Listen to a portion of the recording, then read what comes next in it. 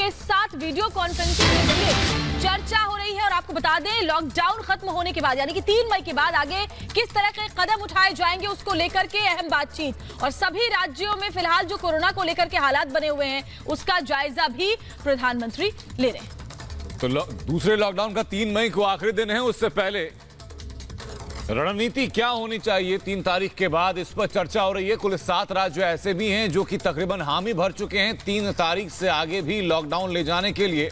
लेकिन देश के अधिकांश हिस्से ऐसे भी हैं जहां पर कि पिछले 14 दिनों से कोरोना का कोई नया केस सामने नहीं आया है।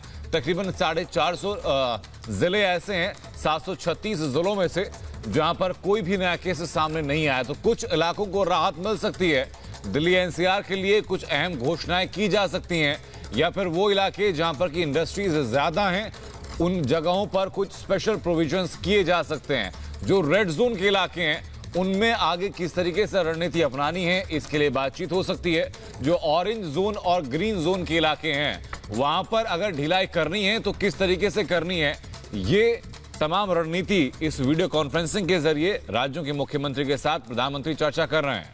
तो बैठक अभी जारी है। आपको बता दें, सभी राज्यों के मुख्यमंत्रियों से चर्चा जारी है। इस वक्त भी देश में लॉकडाउन की अवधि 3 मई को खत्म हो रही है, लिहाजा उसके बाद क्या लॉकडाउन पूरी तरह से खुलेगा या फिर वो इलाके जहां कोरोना के केस नहीं आए हैं, वो जिले जो अब इससे मुक्त हो चुके हैं, सिर्फ वहां पर ढील दी जाएगी।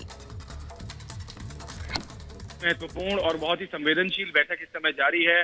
पश्चिम बंगाल की मुख्यमंत्री ममता बनर्जी भी इसमें शामिल है। और ये क्योंकि पश्चिम बंगाल में जिस तरह से सिचुएशन हम देख रहे हैं वो बहुत ही सेंसिटिव सिचुएशन बनी हुई है। कई ऐसे इंसिडेंट्स हो रहे हैं और उसके बाद हमने देखा है कि ममता बनर्जी की टिप्पणियां जिस प्रकार से आई हैं, लेकिन वो भी समझती हैं कि इस समय कोरोना से निपटने के लिए उनको केंद्र सरकार की ज़रूरत है। और केंद्र सरकार चाहती है कि हर एक राज्य, चाहे वो पश्चिम बंगाल हो, चाहे वो महाराष्ट्र हो, चाहे वो दिल्ली हो, चाहे वो उत्तर प्रदेश हो, चाहे वो हरियाणा हो, वहाँ कोरोना के नंबर कंट्रोल में आने चाहिए।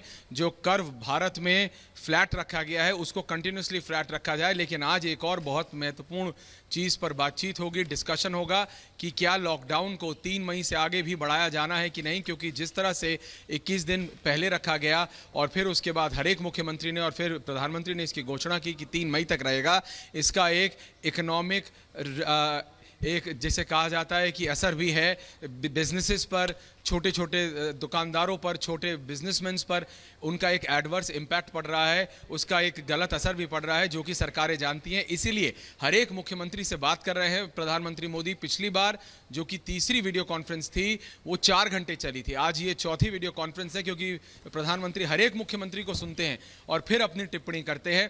तो हर एक राज्य की कुछ अलग अलग दिक्कतें हो सकती हैं, उनकी कुछ अलग मांग हो सकती है।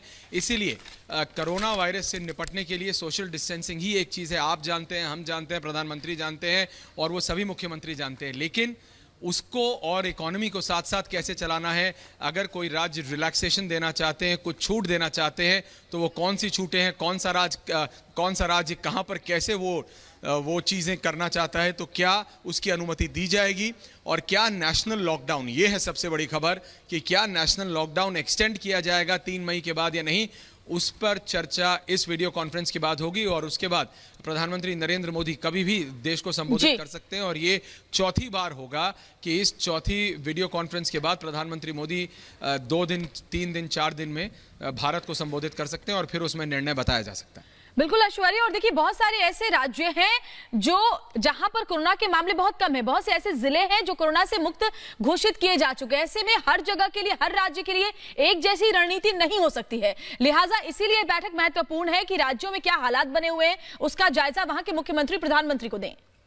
जी देखिए, बात ये सही है, लेकिन जिस तरह से हम अगर अंतर्राष्ट्रीय, क्योंकि ये एक राष्ट्रीय नहीं बल्कि अंतर्राष्ट्रीय आपदा है, इसको पैंडेमिक घोषित कर दिया गया है। और ये जो तस्वीरें हम प्रधानमंत्री मोदी की इस समय लाइव विजुअल्स हम देख रहे हैं, हर एक मुख्यमंत्री इस समय आप देख रहे हैं, कॉनराड सांगमा। तो मैं नॉर्थ ईस्ट की बात करता हूँ, नॉर्थ ईस्ट में कई राज्य ऐसे हैं, गृह मंत्री अमित शाह इस समय बात कर रहे हैं, डिफेंस मिनिस्टर राजनाथ सिंह भी हैं, तो अलग अलग मंत्री अपनी बातें भी रख रहे हैं। अगर किसी राज्य की कुछ ज़रूरतें हैं, किसी राज्य की कुछ टिप्पणियां हैं, तो फिर गृह मंत्री और डिफेंस मिनिस्टर प्रधानमंत्री मोदी के सीधे और उल्टे हाथ पर बैठे हैं। अभी हमने देखा हिमाचल प्रदेश के मुख्यमंत्री, हम देख रहे हैं राजस्थान के मुख्यमंत्री, हम देख रहे हैं उत्तर प्रदेश, तो ये सभी मुख्यमंत्री हैं। लेकिन अंतर्राष्ट्रीय स्तर पर जो मैं कह रहा था, प्रधानमंत्री मोदी की तरफ से हमको ये बताया जा रहा है सूत्रों के अनुसार कि ये बात जरूर कही जाएगी कि अंतर्राष्ट्रीय स्तर पर कई देश ऐसे हैं जैसे जापान, जो कि 15 दिन पहले तक कोरोना पर काबू किए हुए था जी, लेकिन अचानक 15 दिन में कोरोना ने ऐसी वापसी की है कि जापान परेशान हो गया है।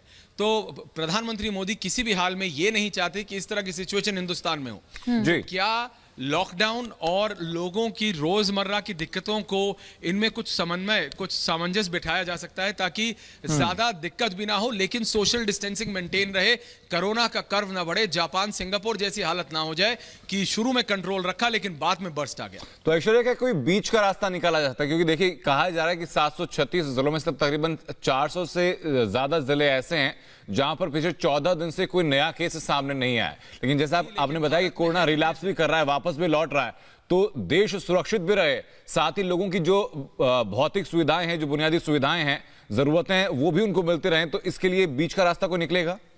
अनंत, भारत एक विशालकाय देश है, जैसा आपने कहा 400 कुछ डिस्ट्रिक्ट्स हैं, कोई एग्जैक्ट नंबर नहीं है मेरे पास, लेकिन कितनी डिस्ट्रिक्ट्स होंगी, 1000 से 2000 से करीबन।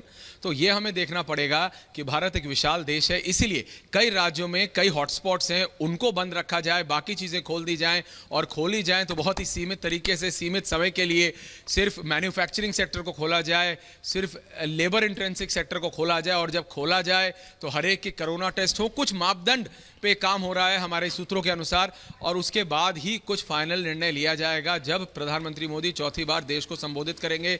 इस समय आप देख रहे हैं एक के बाद एक मुख्यमंत्री, मनोहर लाल खट्टर हैं, विजय रूपाणी हैं, तो ये सभी मुख्यमंत्री अपनी अपनी बात रखेंगे। प्रधानमंत्री मोदी मेरे को बताया गया है कि एक बार शुरुआत में टिप्पणी करते हैं और उसके बाद हर एक मुख्यमंत्री की बात सुन के फिर अपने फाइनल कमेंट्स देते हैं, क्योंकि अगर पश्चिम बंगाल को कुछ स्पेशल फोर्सेस की जरूरत है तो वो दिया जाएगा, महाराष्ट्र को अगर एक्स्ट्रा मतलब खान पान की जरूरत है, फूड ग्रेन जिसे कहा जाता है, वो ज्यादा चाहिए तो फिर उसकी वो बात रखेंगे। तो इसी तरह से हर एक राज्य के मुख्यमंत्री अपनी अपनी दिक्कतें। बिल्कुल, शुक्रिया आपका ऐश्वर्या। उम्मीद हम करते हैं कि जो चौथी वीडियो कॉन्फ्रेंस राज्यों के मुख्यमंत्री के साथ प्रधानमंत्री कर रहे हैं, इसके बाद कुछ और कॉन्क्रीट नतीजे हमारे सामने होंगे इस पूरे कंपैरिजन के साथ कि भारत अब तक कोरोना की लड़ाई में कितना और सफल हुआ है और क्या और कदम आगे उठाए जाने हैं।